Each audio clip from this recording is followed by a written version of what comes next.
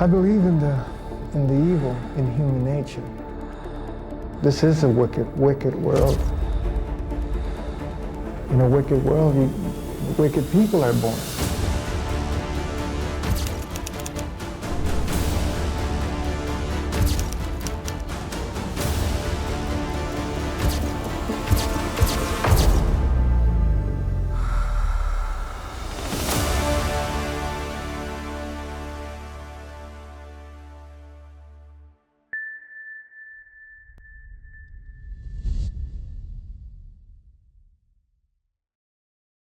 Домработница Хуанита Авенита уже несколько лет работала на семью Юэлов в их доме во Фресно, Калифорния. 19 апреля она, как обычно, пришла на работу. То, что увидела женщина, потрясло ее до глубины души. Все вещи в доме были разбросаны, а в разных комнатах лежали трупы владельцев дома. Дейла, его жены Гли и их дочери Тиффани. «Вы не ожидаете найти что-то подобное, это довольно страшно», призналась женщина в посвященном этому преступлению эпизоде документального сериала «In Ice Cold Blood». Дейл Юэл родился в 1932 году в семье фермеров в Оксфорде, штат Огайо. Он изучал авиационную технику в университете Майами. В конце 1950-х годов Дейл переехал на Лонг-Бич, штат Калифорния, чтобы работать в компании Douglas Aircraft. В 1961 году мужчина женился на девушке, которая была младше него на 3 года, по имени Гли. В браке родилось 2 детей. В 1967 году на свет появилась Тиффани, а в 1971 году сын Дана. Гли была хорошо образованной женщиной. Она получила степень бакалавра международного менеджмента в Университете Аризоны. Какое-то время она работала помощником директора регионального фонда Фресно. Ее знали и уважали в городе. По словам знакомых, женщина была очень приятна в общении и всегда была готова помочь. К 1992 году Дейл имел репутацию жестокого и зачастую безжалостного бизнесмена. У него была компания Western Piper Sales Incorporated, занимающаяся продажей небольших самолетов. Выросший во времена Великой депрессии, мужчина знал цену доллару и понимал, какого тяжелого труда стоит заработать хотя бы один. Он много трудился и в конце концов скопил целое состояние. На момент смерти его имущество оценивалось в 7-8 миллионов долларов.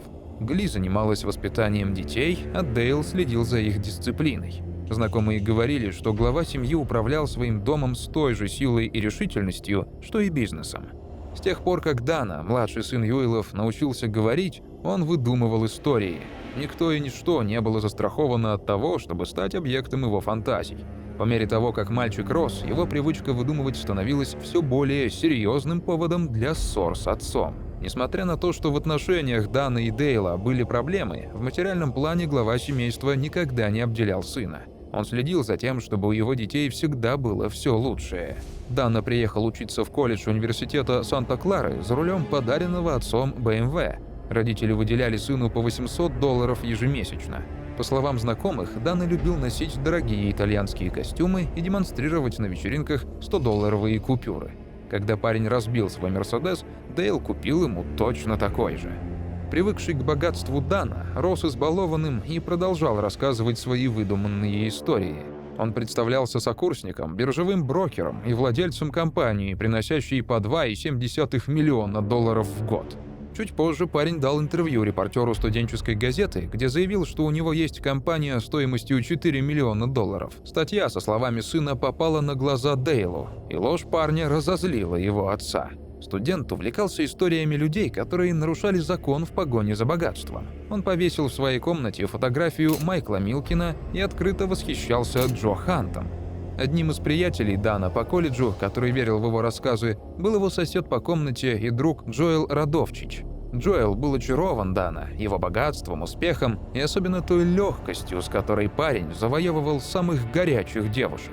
Сам Джоэл был чрезвычайно замкнутым. Он жил в фантастическом мире, где присутствовали видеоигры и оружие. Радовчич не пользовался популярностью у студенток. Дружба с Даном все изменила. Парень стал посещать с приятелем вечеринки, где знакомился с самыми интересными и влиятельными соучениками.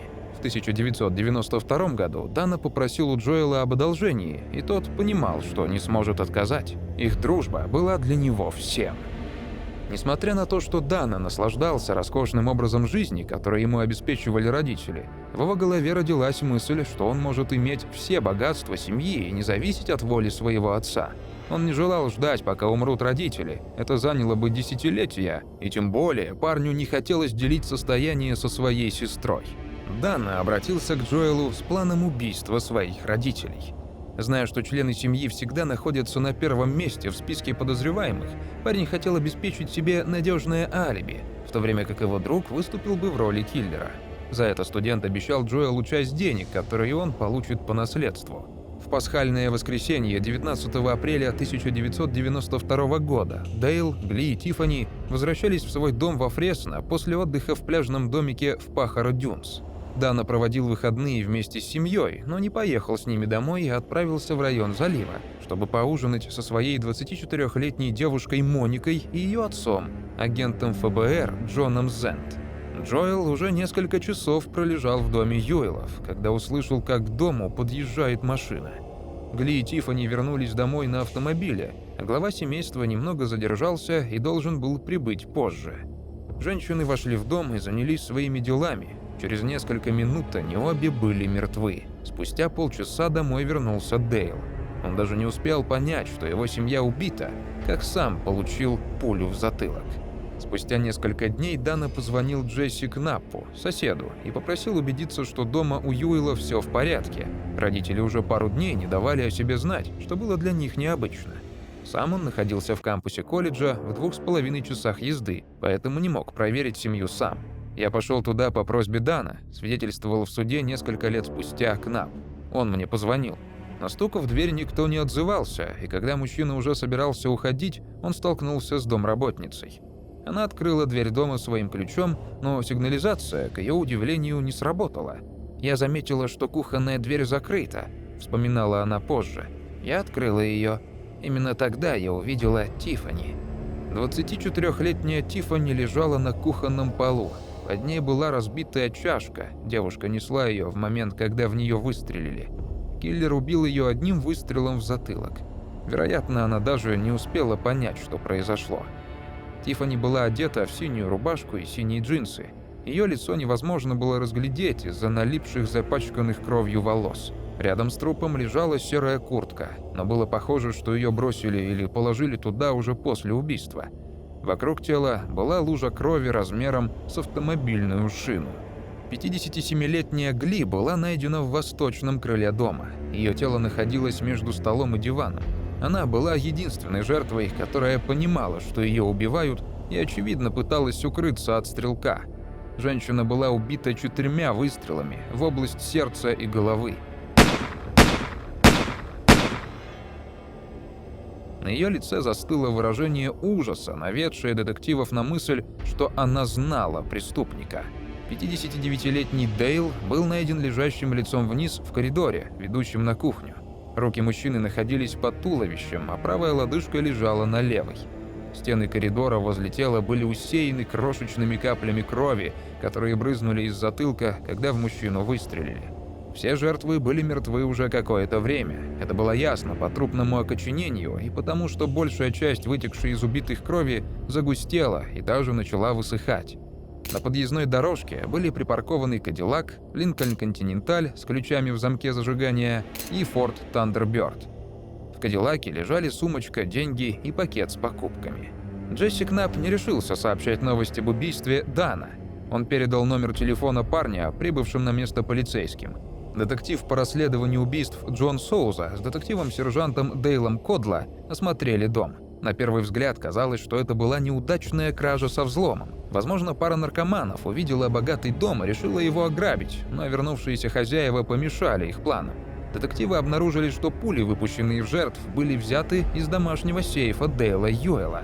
Опросили горничную. Та сказала, что не знает врагов семьи, не в курсе семейных проблем, а также ей неизвестно, хранили ли Юэллы крупные суммы наличности в доме. Детектив Мелинда Ибарра вместе с членами отдела криминалистики офиса шерифа округа Фресно внимательно изучили место преступления. Мебель действительно была передвинута, со столов скинуты все безделушки, а ящики комодов выдвинуты и опустошены. Однако Ибара отметила, что беспорядок был даже в прачечной, где, казалось бы, грабителям искать было нечего. Это натолкнуло детектива на мысль, что ограбления не было. «Это не выглядело убедительным», — сказала она на суде позже. «Это было похоже на постановку». Признаков взлома не было. В доме была установлена дорогостоящая система безопасности, и при попытке проникновения внутрь злоумышленников должна была сработать сигнализация. Этого не произошло, значит, преступник знал код. Необычным для простого ограбления было и то, что на месте преступления не было ни следов ДНК, ни отпечатков обуви, ни каких-то иных улик. Изучая прошлое семьи, детективы узнали, что Дейл продавал самолеты авиадилеру Фрэнку Ламбе, который в 1971 году курировал крупное предприятие по контрабанде наркотиков из Мексики во Фресно. Ламбе был заключен в тюрьму, и Юэл взял на себя управление дилерским центром. Следователи рассматривали версию о том, что между Юэлом и Ламбе существовала неприязнь, и что убитый миллионер мог быть причастен к преступной группировке по контрабанде наркотиков. «Мы практически исключили эту версию», — сказал детектив Джон Соуза. «Насколько мы можем судить, состояние Юэл нажил благодаря упорному труду и умелым инвестициям. Ему не нужно было для этого заниматься наркотиками».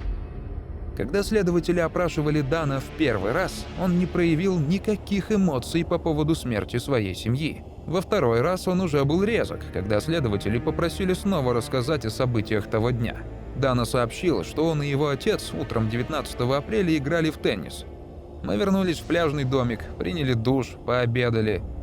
После этого члены семьи обменялись пасхальными подарками. В 14:15 парень поехал на встречу со своей девушкой и ее отцом и останавливался по пути только дважды, чтобы заправиться и купить праздничную открытку».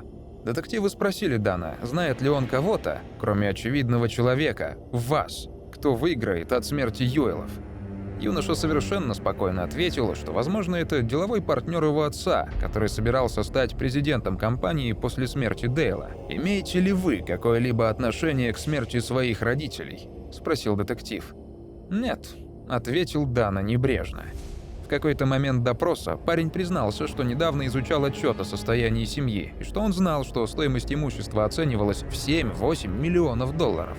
Парень нанял адвоката Ричарда Бермана, чтобы общаться с полицией. Адвокат заявил, что он и его клиент не намерены обсуждать дело с журналистами. В письме, отправленном Бергманом в полицию, было сказано, что Дана категорически отрицает какое-либо участие в этом чудовищном преступлении. Парень предпринял попытку изобразить скорбь, когда объявил о вознаграждении в размере 50 тысяч за информацию, которая приведет к аресту убийцы его семьи. При этом он также добавил, что его мир разрушен и его жизнь изменилась навсегда. Однако это не мешало Дане через короткий срок после трагедии выставить шубу своей матери на продажу через газетное объявление и приобрести самолет за 130 тысяч долларов. Он дарил своей девушке Монике дорогие подарки, а также покрывал часть платы за ее обучение в колледже. Дана продолжал жить в доме своих родителей во Фресно, даже когда тот еще не был очищен от крови и других следов убийства и следственных действий. Парень называл главных детективов, расследующих убийство его семьи, персонажами улицы Сезам, неспособными раскрыть дело. Джоэл бросил учебу в колледже, но не стал устраиваться на работу.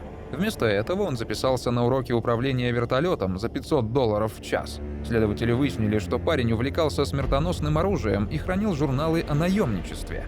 Джоэл отправил несколько книг, в одной из которых содержалась инструкция по изготовлению глушителя своими руками, другу по имени Джек Понсе, 23-летнему студенту юридического факультета Калифорнийского университета в Лос-Анджелесе. Когда полиция пришла к Джоэлу, чтобы задать несколько вопросов, он сразу же спросил, собираются ли его арестовывать. У детективов пока не было достаточно доказательств для ареста, поэтому они продолжили наблюдение за подозреваемыми. Полицейский под прикрытием заметил, что Джоэл звонил Дана из телефонной будки. Эти двое общались только с помощью сообщений на пейджере и телефонов-автоматов, и в основном они говорили с помощью шифра. Однако полиции удалось узнать, что Джоэл требовал у своего друга $250 тысяч. Это подтверждало подозрение полиции, что Дана нанял сокурсника для убийства своей семьи. В мае 1993 года, во время слежки за подозреваемыми, детектив под прикрытием находился со звукозаписывающим устройством рядом с телефонным автоматом, к которому в тот момент разговаривал Радовчич. ему удалось записать слова Джоэла о том, что у них нет доказательств, они пытаются уличить тебя во лжи. Следователи получили ордер на обыск дома Джоэла. Там они нашли теннисные мячики, волокна которых совпадали с волокнами, найденными на полу в доме Юэлов и на их телах. Полиция предположила, что такие мячики нападающий использовал, чтобы сделать глушитель своими руками. Еще один признак того, что целью преступления было именно убийство, а не ограбление. На тот момент детективы были не единственными, кто подозревал Дана. 3 брата Дейла ознакомились с завещанием убитого брата и взглянули на племянника по-новому. В документе Дейл писал, что попечители должны передавать его сыну деньги частями до тех пор, пока ему не исполнится 35 лет. И только по достижении этого возраста он сможет сам распоряжаться оставшимися активами, которые, помимо дома во Фресно и пляжного домика, включали хижину на озере Шейвер, 2 фермы площадью 160 акров и пенсионные накопления Дейла в размере $1 300 000 США. Когда Дана узнал, что не сразу получит ожидаемое наследство, он пришел в ярость, стукнул кулаком по столу и закричал: «Почему мой отец сделал это со мной?» Это была куда более эмоциональная реакция, чем та, что он проявлял, узнав о смерти всей своей семьи. После вспышки гнева Дана, его дед по отцовской линии Остин Юэл пытался помешать внуку получить хоть какие-то деньги из траста его покойных родителей. Впрочем, парень все же смог завладеть примерно $800 000. Позже Остин отказался от Дана, однако не все родственники отвернулись от парня. По данным Cleveland Plain Dealer, его тетя, единственная сестра Дейла, Бетти Юэл Уиттед, боролась за то, чтобы часть денег из имущества Юэлов была потрачена на адвокатов, представляющих Дана в суде. Действия Дана продолжали беспокоить его родственников. Детективы и некоторые члены семьи были встревожены намерениями парня по отношению к его 90-летней бабушке по материнской линии, страдавшей болезнью Альцгеймера. Дана после смерти матери стал попечителем поместья своей бабушки стоимостью $380 000. По данным McClatchy News Service, его подозревали не только в присвоении $100 000 на собственные нужды, но и в заговоре с Джоэлом Радовчичем с целью убить женщину до того, как расходы на проживание в доме престарелых уменьшат ее состояние. По настоянию Дана его бабушку перевели в другой дом престарелых. В итоге женщина умерла естественной смертью, но в статье California Bar Journal говорится, что ее попечителю удалось потратить все деньги родственницы, за исключением $2000. В марте 1995 года полиция арестовала Джоэла в ресторане Taco Bell, где тот работал барменом, и вскоре взяли под стражу Дана и Джека Понсе.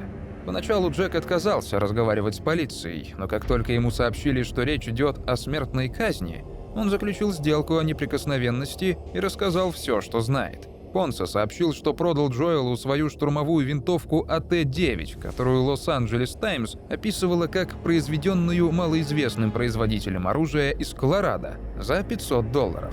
Джоэл рассказал Понсе, как убил всю семью Юэл. По словам Понсе, чтобы не оставлять следов в доме, перед убийством Джоэл сбрил все волосы на своем теле и часами сидел на пластиковом пакете, чтобы не оставить следов, ожидая своих жертв. Он сообщил приятелю, что выстрелил Тиффани в затылок, когда девушка проходила мимо него. Гли услышала выстрел и попыталась убежать, но парень преследовал ее. Он догнал женщину и, стоя над ней, выстрелил в нее 4 раза. Джоэл надел новые перчатки и сменил обойму, готовясь к приезду Дейла. Он выпустил пулю мужчине в затылок, когда тот проходил мимо с пачкой бумаг. Убедившись, что у жертв не прощупывается пульс, Джоэл дождался, когда на улице стемнеет, и выскользнул из дома. Завершая рассказ, убийца сказал своему другу Понсу, что надеется, что Бога нет. «Потому что если он есть, то я облажался», цитирует слова убийцы газета «Чикаго Трибьюн». Понсе указал, где находится орудие преступления, на пустыре в Резиде, где он закопал его 3 года назад. Анализ пистолета показал, что он соответствует оружию, из которого были выпущены пули, убившие Юэлов. Судебный процесс начался 16 декабря 1997 года под председательством судьи Верховного суда Фрэнка Джорджа Фрида-младшего, и заседание транслировало радио KMPH-FM. Телерепортерам было запрещено снимать. Газета «Чикаго Трибьюн» сравнила это дело с убийствами братьев Менендес и отметила, что еще одно убийство ребенком своих обеспеченных родителей привлекло в город ожидаемый рой голливудских агентов, сценаристов и потенциальных авторов историй. В результате по мотивам этого дела возникло минимум 2 книги и 4 шоу о реальных преступлениях. Дана, к 1995 году растративший шестизначные суммы, которые ему удалось заполучить из имущества родственников, больше не мог себе позволить услуги Ричарда Бермана. Адвокат посчитал, что его защита будет стоить $2 миллиона. Поэтому его интересы представляли назначенный судом защитник Питер Джонс и частный адвокат Эрнест Кинни, который согласился защищать парня бесплатно. Он был известен своей дружбой с О.Джей Симпсоном и, несомненно, рассчитывал, что участие в громком процессе придаст ему еще больше славы. Джоэла представлял другой адвокат, и у защиты были разные стратегии. Адвокат Юэла утверждал, что его клиент невиновен. Адвокат Радовчича считал, что имеющиеся доказательства настолько убедительны, что его главной задачей было уберечь клиента от смертной казни. Во время 5-часового вступительного слова окружной прокурор Джим Оплигер заявил, что Дана и Джоэл были одержимы идеей стать миллионерами к 25 годам. Он утверждал, что Дана согласился разделить имущество родителей с Джоэлом взамен на то, что тот убьет его семью. Друзья планировали получить деньги и переехать после преступления в Европу. Детективы Кёртис и Соуза выступили на суде и подробно описали действия подозреваемых до, во время и после убийства. Крис Кёртис сообщил, что вторая жертва, Гли Юэл, видела убийцу за месяц до преступления, когда ее сын пригласил Джоэла в дом. Детектив говорил: «Стрелок подошел и выстрелил в нее с близкого расстояния. Я уверен, когда она увидела, кто это был, она поняла, что ее убивал ее сын». Джефф Хаммершмидт, младший прокурор, проследил активность на 47 банковских счетах Юэла и доказал, что тот пересылал деньги Радовчичу, человеку, которого, как он говорил полицейским, он едва знал. Адвокат Кинни утверждал, что ответственность за убийство несут Джек Понсе и Джоэл Радовчич. Агент ФБР Джон Зент, отец девушки Даны, поддерживал версию о невиновности парня и называл его жертвой. Дана выступил на суде, сказав: «Я любил свою семью всем сердцем и душой. Мы были очень близки, счастливы и довольны». 12 мая 1998 года, после 11-дневного обсуждения, присяжные признали Дана и Джоэла виновными в убийстве первой степени при особых обстоятельствах. Судья приговорил обоих молодых людей к 3 пожизненным заключениям без права досрочного освобождения. Председатель присяжных Майк Элдер после завершения суда поделился впечатлением об этом деле. Он сказал, что все присяжные почувствовали, что Юэл был злым человеком. Дана действительно пугал людей. Они смотрели на него, и у него было такое выражение лица. Вы просто думали, что в любую минуту у него вырастут рога. В то же время присяжные, зная, что именно Радовчич застрелил семью Юэлов, сочувствовали парню. Они увидели на скамье подсудимых абсолютно сломленное существо, которое Дана использовал как средство достижения цели. Присяжные не поверили Понсе. Он описал убийство слишком подробно. Несколько присяжных полагали, что Радовчич был не один в доме Юэлов, но из-за иммунитета Понса нельзя было обвинить. Эрнест Джек Понсе получил лицензию адвоката, а затем работал юристом в округе Ориндж. Истинная роль Понса, вероятно, навсегда останется загадкой. Неназываемый источник из правоохранительных органов рассказал изданию «Лос-Анджелес Таймс» в 1995 году. Отношения Джоэла и Дана выходили далеко за рамки контракта на убийство его родителей и сестры. Они были очень близки и продолжали дружить после убийства. Это было больше, чем просто деньги. Именно эта близость привела их к гибели. Дана продолжал бороться за трастовый фонд в размере $500 тысяч, созданный для него и его сестры. В 1999 году он достиг соглашения по этому вопросу со своими 3 дядями по отцовской линии, но подробности неизвестны. Дана содержится в тюрьме Конкоран в Калифорнии, в которой отбывали наказание многие известные жестокие преступники. Родни Алькала, убийца из «Игры свиданий», лидер культа Чарльз Мэнсон и другие. У него есть страница на сайте inmate.com, где заключенные рассказывают о себе и ищут друзей по переписке. В своей анкете он пишет: «Выпускник финансового факультета университета Санта-Клары.